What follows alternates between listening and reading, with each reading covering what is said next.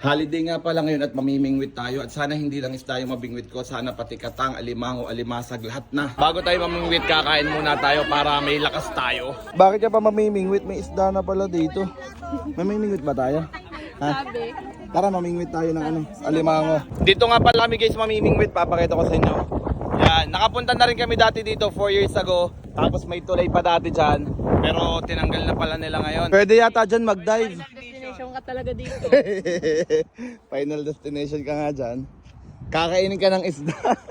Tusok ka. Patutusukan. May nakita kaming nakalutang na turtle. Putas na yata. Kawawa naman. Wala yata yung papakain dito eh. Tingin nyo napapakain kaya ng tama dito yung mga mga isda at turtle. Parang hindi Kaya nga din nakakabingwit eh kasi busog na eh. Ready na tayong mamingwit. Tingnan nyo, makakahuli agad ako ng alimango dito. It's a prank. Lugi dito, ang mahal palang magrenta. 5 oras, 25 euro. Tapos yung mga mahuhuli mo ditong isda, babayaran mo pa per kilo. Boy, tignan mo to. Madami na yatang nahuli tong mga to. Kuya, marami na po kayong nahuli. Kuya, marami na po kayong nahuli. Oo, madami na. Naiikot na nga namin itong isang buong ito. Ang layo. Talaga namang pinagpawisan kami. Kuya, ang mahal pala.